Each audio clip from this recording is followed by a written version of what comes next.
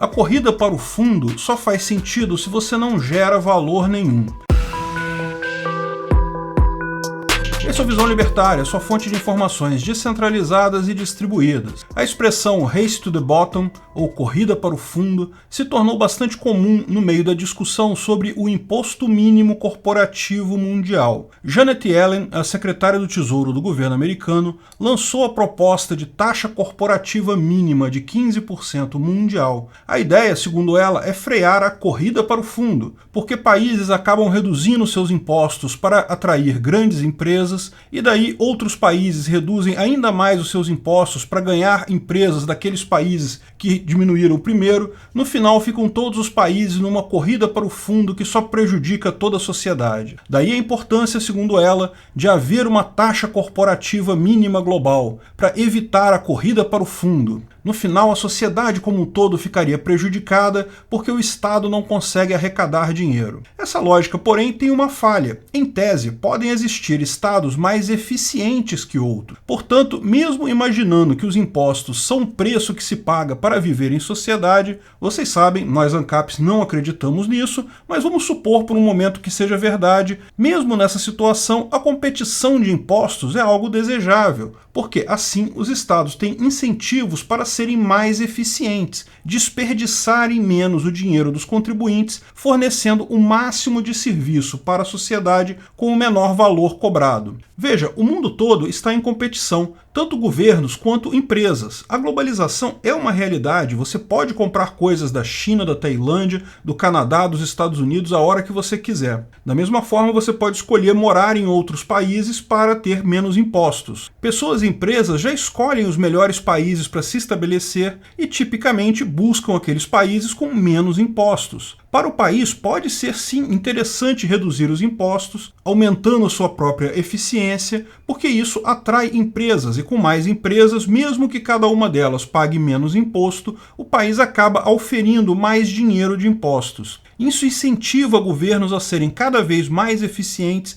na gestão do dinheiro dos impostos, e isso é desejável para toda a sociedade. É a mesma lógica que torna a competição interessante no comércio. Imagine uma loja que vende laranjas por R$10 o quilo. Daí abre uma loja no outro quarteirão que passa a oferecer laranjas por R$8. Embora o lucro por laranja seja menor, ela vai vender mais laranjas e assim conseguir ganhar mais no final das contas. Mas daí pode surgir também uma loja vendendo a R$7 a laranja, outra vendendo a R$6 o quilo, exatamente com a mesma ideia. Também existe uma corrida para o fundo no comércio, e isso é algo extremamente positivo para os consumidores. Por que isso não é um problema no comércio? Porque os lojistas não vão chegar a falir totalmente cobrando R$0 por laranja ou pagando para alguém levar as laranjas. Porque, bem, o comerciante gera valor com a sua venda, ele tem algum trabalho ao comprar dos melhores fornecedores, garantir a disponibilidade de laranja, garantir uma boa qualidade do produto, trocar caso o cliente esteja insatisfeito. Enfim, ele gera um valor para seu cliente e para toda a sociedade. Ele pode buscar ser mais eficiente que seus competidores e assim conseguir vender laranja por um valor menor. De repente consegue comprar em grande quantidade ou consegue otimizar a distribuição. Tudo isso é ótimo, todos saem ganhando, o comerciante e o consumidor. Mas se a redução do preço da laranja no final não for sinal de eficiência do negócio, significar simplesmente redução do valor gerado com o comércio, por exemplo, se o comerciante começar a vender barato uma laranja simplesmente porque está vendendo uma laranja de qualidade inferior, o cliente não vai ter o mesmo incentivo para ir comprar lá, porque o cliente quer no final é o valor gerado por aquele comércio, uma boa laranja pelo menor preço. Se a redução é em ambos, simplesmente não vale a pena. Alguns clientes podem até não se importar com a qualidade da laranja, mas outros vão, então haverá mercado para todos. A corrida para o fundo, dessa forma, para em algum ponto. Garante preços baixos para todos, mas não preços excessivamente baixos, porque esses comerciantes seriam naturalmente retirados do mercado. Então, da mesma forma, governos não deveriam se preocupar com a corrida para o fundo, certo? Porque governos supostamente geram valor para a sociedade também, inclusive para as próprias empresas. Geram segurança, estabilidade financeira, respeito a contratos, rede de apoio social, justiça e por aí vai. Isso tudo, supostamente, tem valor, então o governo precisa ser competitivo nesse mercado, mas em algum momento, se o governo baixar o imposto abaixo de um determinado valor, não devido a uma gestão mais eficiente, não devido a políticas melhores, mas simplesmente abaixar o valor do imposto fornecendo menos valor para as empresas, também vão haver empresas que preferem não ir para esse lado. Melhor a sua empresa estar num país que cobra um imposto X, mas que oferece os serviços que promete, do que estabelecer num país que cobra metade de X, mas que a qualquer momento você pode simplesmente ser sequestrado por gangues na saída do trabalho, ou sei lá o quê. Então, os países não deveriam ter problema também com a corrida para o fundo dos impostos, porque as pessoas vão buscar a concorrência com o menor preço, lógico, o menor imposto, mas vão estar atentos ao serviço prestado pelo Estado. O Estado que presta serviço de má qualidade não vai ganhar os clientes. Então a tendência é que os impostos, da mesma forma, cheguem a um valor mínimo, que é o valor justo para aquele serviço fornecido pelo Estado. Mas a gente sabe que o Estado, no fundo, não funciona com base em competição, ele funciona com base no uso da violência. Sabemos qual é a história no fundo. Primeiro, os países querem mesmo é a boa e velha cartelização. Combinar preços mínimos é considerado crime de formação de cartel na legislação de vários desses países, inclusive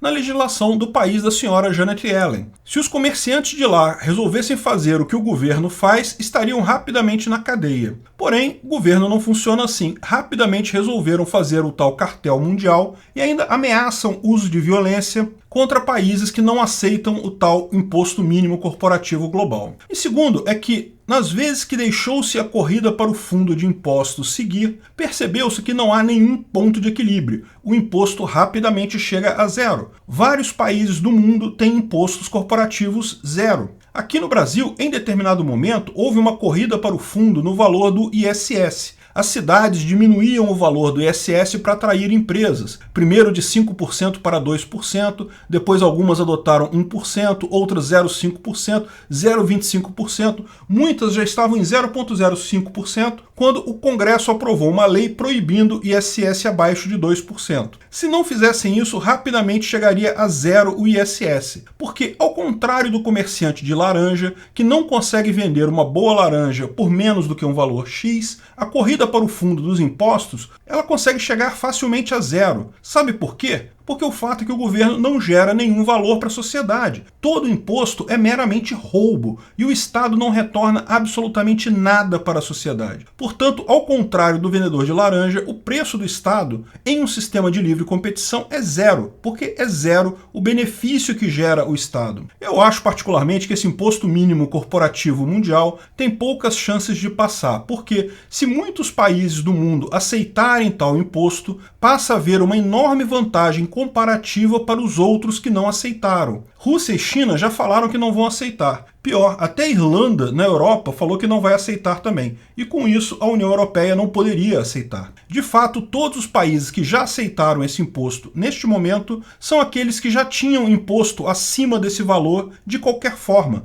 Não há caso de um único país que efetivamente foi convencido a aumentar seu imposto até aqui. Não tenha dúvida, muita pressão vai haver, inclusive ameaça de uso de violência nesse sentido. Mas mesmo que chegue a ser estabelecido o imposto mundial, só servirá para reafirmar o ponto central. Imposto é roubo. O Estado é uma quadrilha que vive de sugar a sociedade. Lógico, se houver competição entre parasitas, o único valor aceitável de mercado para a parasitagem é zero. A corrida para o fundo sem freio dos impostos mostra apenas o que todos nós já sabemos. O Estado é, hoje, no mundo globalizado da informação disponível e ampla, totalmente supérfluo e não presta nenhum serviço real para ninguém na sociedade. É apenas um parasita sugador de valor.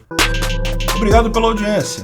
Esse vídeo foi um oferecimento de armataweb.com, cloud e serviços de data center, 100% de compromisso com a satisfação e privacidade dos clientes. Aceitamos Bitcoin, veja o link na descrição do vídeo. Se você gostou desse vídeo, clique no like e compartilhe ele em suas redes sociais. Se inscreva no canal para nos ajudar, clicando no botão vermelho abaixo. Se quiser ser avisado de novos vídeos, clique no sininho ao lado. Até a próxima!